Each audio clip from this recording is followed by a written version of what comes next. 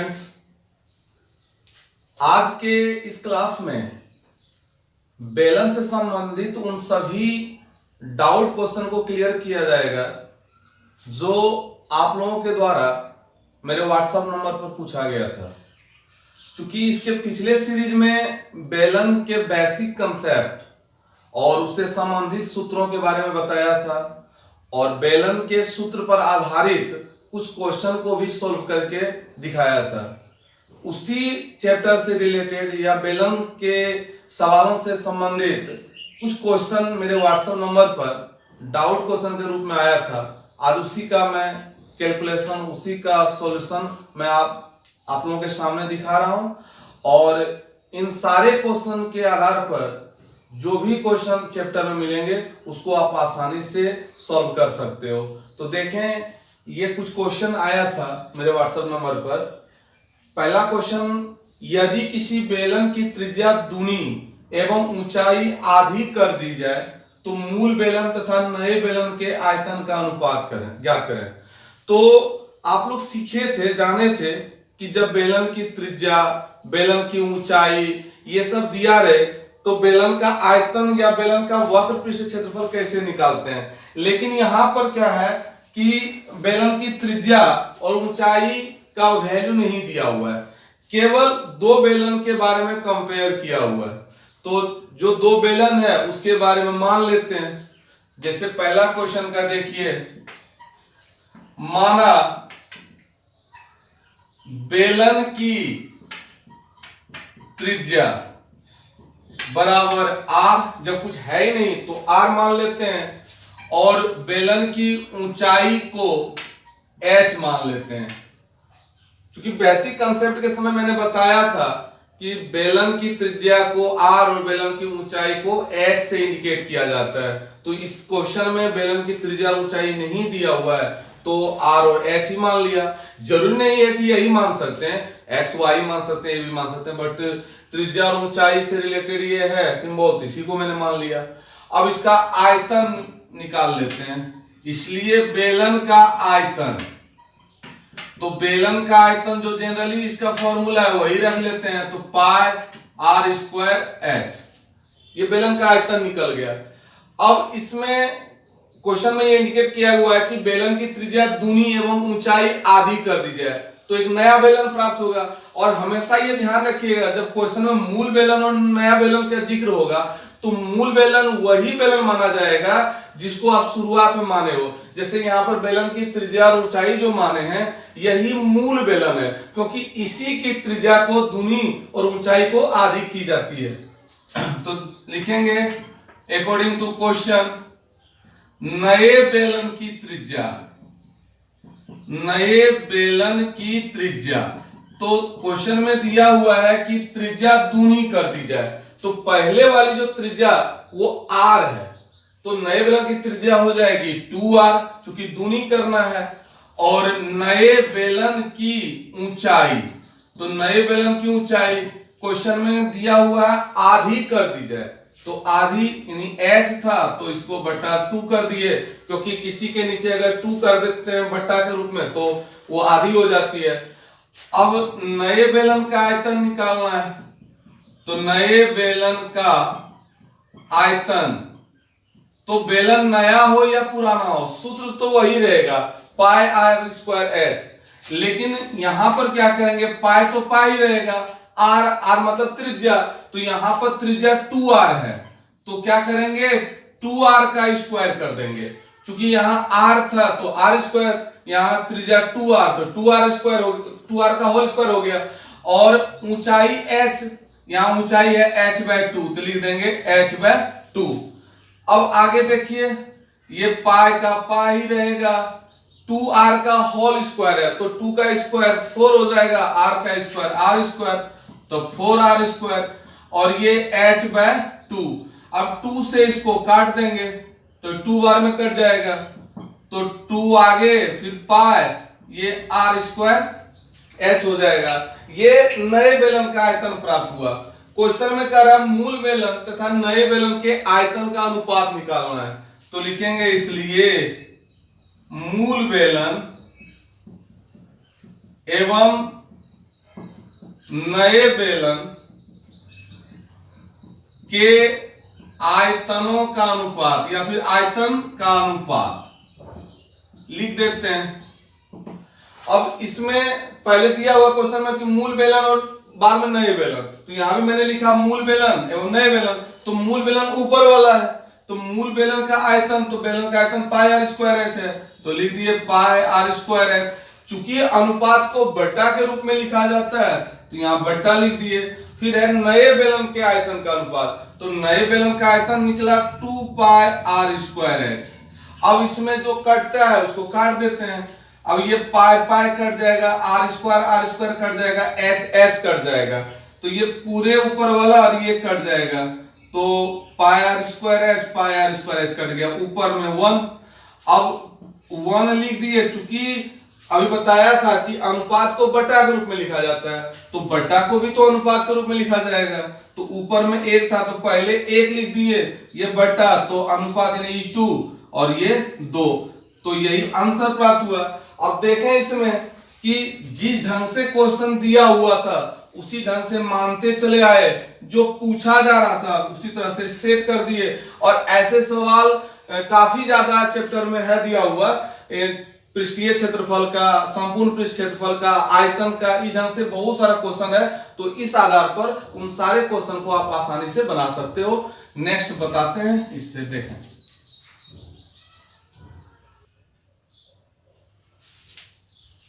अब question number 2 को देखते हैं। इसमें पूछा गया है एक पाइप की आंतरिक अनुप्रस्थ काट का क्षेत्रफल 100 सेंटीमीटर स्क्वायर है, इस पाइप की 10 मीटर लंबाई में कितना पानी समाएगा। तो पिछले सीरीज में मैंने जब बेलन का कंसेप्ट बताया था तो उसमें बोला था कि बेलन का जो चित्र होता है वो प्रायः पाइप के आकार का, पिलर के आकार का, यानी पिलर के रूप का होता है, पाइप के रूप का होता है, ड्रम के रूप का होता है। तो ये जो पाइप होगा वो बेलन के आकार का होगा। तो मान लेते हैं जैसे कि ये पाइप है। अब अनुप्रस्थ काट वाली बात है, तो ये अंदर वाला, ये जो भाग है, ये जो गोला वाला भाग होता है वही अनुप्रस्थ काट होता है। तो चूंकि ये वृत्ताकार होता है, मैंने बताया था, तो वृत्ताकार होता है, तो जब अनुप्रस्थ काट का क्षेत्रफल इतना दिया है तो इसका मतलब है कि इसके आधार का क्षेत्रफल ये 100 सेंटीमीटर स्क्वायर दिया हुआ है, और इसकी लंबाई दी हुई है 10 मीटर। तो जब ये लंबाई है, इसी को जब खड़ा कर देंगे तो वो ऊंचाई हो जाएगी। यानी जो दिया हुआ है, लिख लेते हैं पहले, दिया है बेलनाकार या फिर पाइप का ही लिख देते हैं, क्योंकि मैंने आपको समझा ही दिया है, पाइप की आंतरिक अनुप्रस्थ काट का क्षेत्रफल दिया हुआ है 100 सेंटीमीटर स्क्वायर, तो लिख देते हैं 100 सेंटीमीटर स्क्वायर। तो यही हो जाएगा, अनुप्रस्थ काट जो है वो इसका जो आधार यानी वृत्ताकार भाग है, तो वृत्त का क्षेत्रफल पाई आर स्क्वायर होता है, तो यहां लिख देंगे पाई आर स्क्वायर बराबर 100 सेंटीमीटर स्क्वायर। अब चूंकि ये लंबाई दी हुई है 10 मीटर, तो लंबाई है यही हो जाएगी इसकी ऊंचाई। तो खड़ा करेंगे तो लिखेंगे, जबकि पाइप की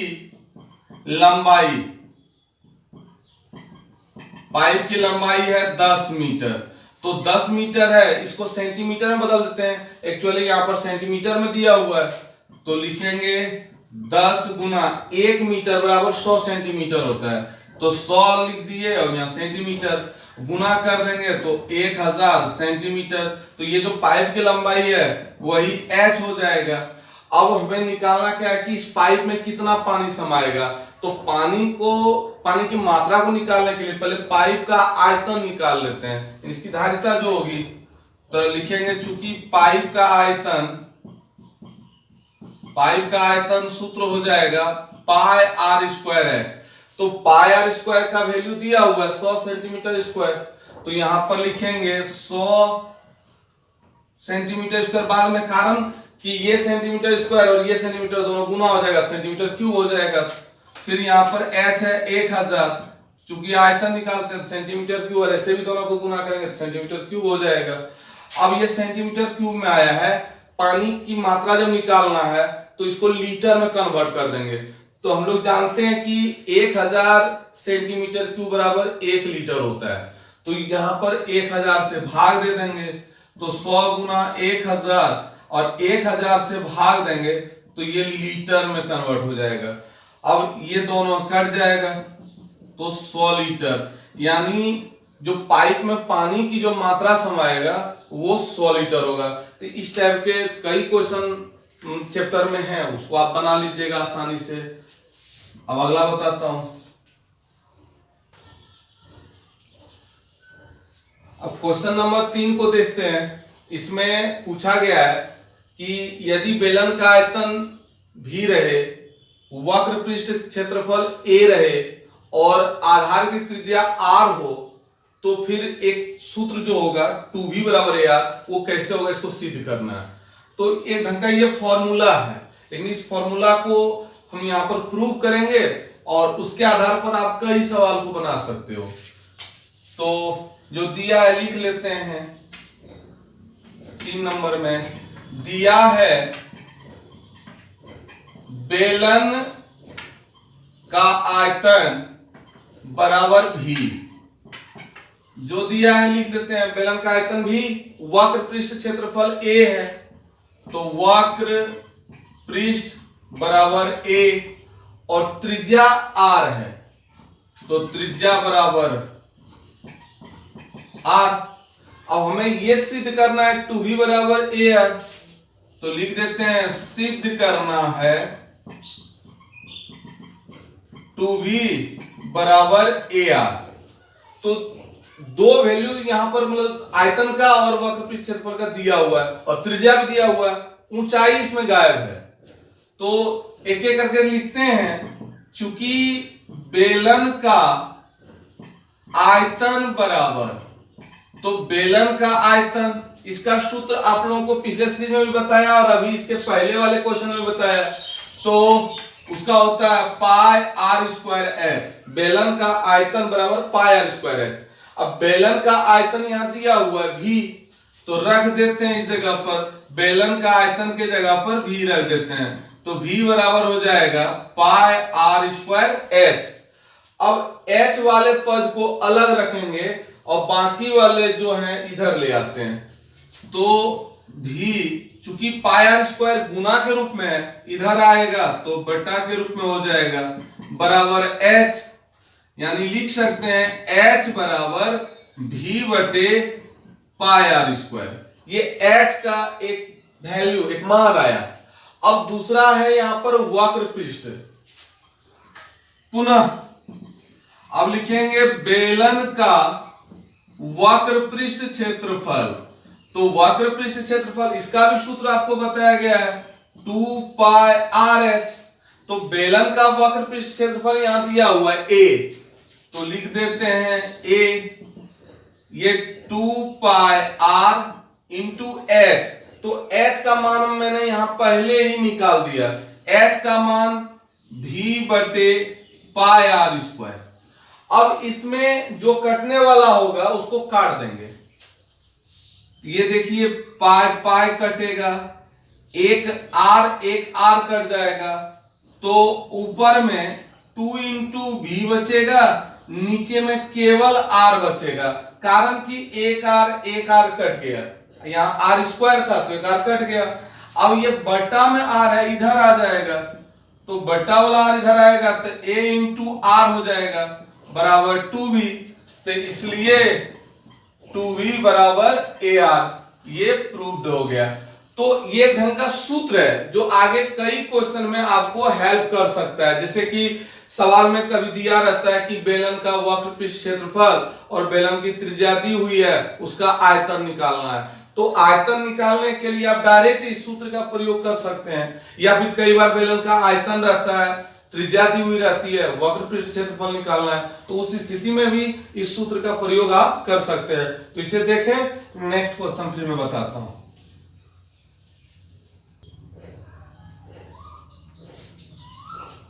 और चौथा क्वेश्चन हम लोग देखते हैं। इसमें पूछा गया है कि दो लंबवृत्तीय बेलनों की त्रिज्याओं का अनुपात 2:3 एवं ऊंचाइयों का अनुपात 5:3 है, तो उन बेलनों के आयतनों का अनुपात क्या होगा। तो इसको हम लोग मान करके भी बना सकते हैं, बट एक कंसेप्ट के द्वारा ये आसानी से बन जाएगा, एक सूत्र के द्वारा। वो सूत्र मैं लिख देता हूं। यदि दो बेलनों की त्रिज्याओं का अनुपात,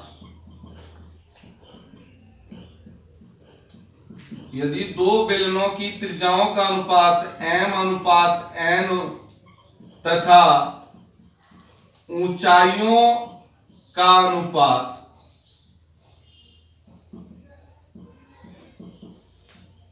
a/b हो, तो आयतनों का अनुपात, यानी इन दोनों बेलन के आयतनों का अनुपात क्या होगा, तो वो हो जाएगा m² × n² × a/b। ये फॉर्मूला है, और इस फॉर्मूला के आधार पर इस सवाल को बना सकते हो। यानी अगर यदि त्रिज्याओं का अनुपात दिया रहे, ऊंचाइयों का अनुपात दिया रहे, और उन बेलनों मतलब उसके आयतनों का अगर यदि अनुपात निकालना होगा, तो इस सूत्र का सहारा हम लोग ले सकते हैं, और बहुत आसानी से बन जाएगा। तो देखें क्वेश्चन नंबर 4, तो इसमें दिया हुआ है त्रिज्याओं का अनुपात, तो दिया है दो बेलनों की त्रिज्याओं का अनुपात, त्रिज्याओं का अनुपात दिया हुआ है 2:3। तो इस हिसाब से हम लोग रख सकते हैं, यदि दो बेलनों की त्रिज्याओं का अनुपात m/n, तो इसलिए मान लेंगे, या फिर बाद में भी रख सकते हो, तथा ऊंचाइयों का अनुपात ये भी दिया हुआ है, ऊंचाइयों का अनुपात दिया हुआ है क्वेश्चन में 5:3, तो 5:3, तो इसलिए मान सकते हो एक m/n वाली बात है, तो m/n = 2:3, और फिर दूसरा है a/b, तो ऊंचाई वाला, तो a/b = 5:3। ध्यान दीजिएगा, जो क्वेश्चन में दिया है, अगर यदि त्रिज्या दिया हुआ है तो उसको m/n मान लेंगे, और अगर ऊंचाई दी हुई है तो a/b मान लेंगे। अब इस सूत्र का उपयोग कर सकते हैं, इसलिए दोनों बेलनों के आयतन का अनुपात, तो इस सूत्र का उपयोग हम लोग कर सकते हैं। दिया हुआ है m² बटे n² गुना a/b, यही सूत्र है। अब इस पर वैल्यू रख देते हैं जो यहां पर दिया हुआ है, m/n, यानी m/n को m/n भी कर सकते हैं, तो 2/3 है, तो लिख देंगे 2/3। अब इसका स्क्वायर, फिर a/b, तो a/b यानी 5/3। अब 2 का स्क्वायर है तो 2 दूनी 4, 3 का स्क्वायर है तो 3 तिया 9, ये हो जाएगा 5/3। अब 4 को 5 से गुना कर देंगे तो 20 हो जाएगा, 9 को 3 से गुना कर देंगे तो 27 हो जाएगा, तो यहां पर लिख देंगे 20:27। तो इस तरह से दोनों बेलन के आयतनों का अनुपात निकल गया। अब इस आधार पर अगर यदि और भी सवाल रहेंगे तो उसको आप आसानी से बना सकते हो। क्षेत्रफल वाली बात होगी तो वहां पर m²/n² नहीं करेंगे, वो केवल m/n चलेगा। जैसे कि यहाँ पर त्रिज्याओं का अनुपात दिया हुआ है, ऊंचाइयों का अनुपात दिया है, अगर यदि पूछता क्षेत्रफल का यानी वक्र पृष्ठ क्षेत्रफल का अनुपात, तो बस यहाँ पर m/n करते हैं, m²/n² नहीं करते। ये आयतन पूछा था, इस सूत्र का उपयोग किए, तो इस आधार पर सारे सवाल को आप बना सकते हो। नेक्स्ट फिर बताते हैं।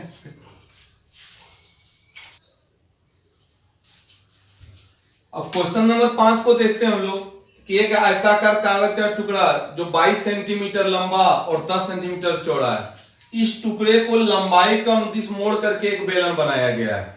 तो पहले इस फिगर को देख लेते हैं, 5 नंबर का है। तो एक आयताकार कागज का टुकड़ा है, ये आयताकार है, लंबाई इसकी दी हुई है 22 सेंटीमीटर और चौड़ाई दी हुई है 10 सेंटीमीटर। अब इसमें पूछा जा रहा है क्वेश्चन में कि इन दोनों को यानी लंबाई को हम मोड़ करके, यानी ये छोर और ये छोर दोनों को छोड़ के जब मोड़ेंगे तो ये गोल हो जाएगा। कई बार कागज को देखते होंगे ना, वो झालमुड़ी वगैरह की दुकान में जो मोड़ करके करता है, या और भी दुकान में, तो यहाँ भी इन दोनों को मोड़ करके गोल बना देंगे। तो इन दोनों को जब मोड़ करके गोल बनाएंगे तो वो एक बेलन का आकार ले लेगा।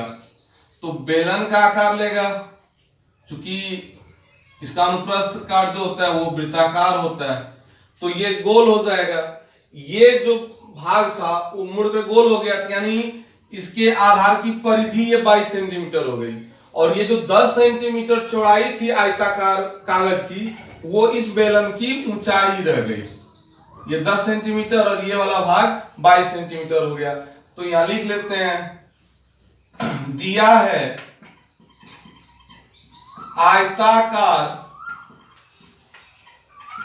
कागज की लंबाई।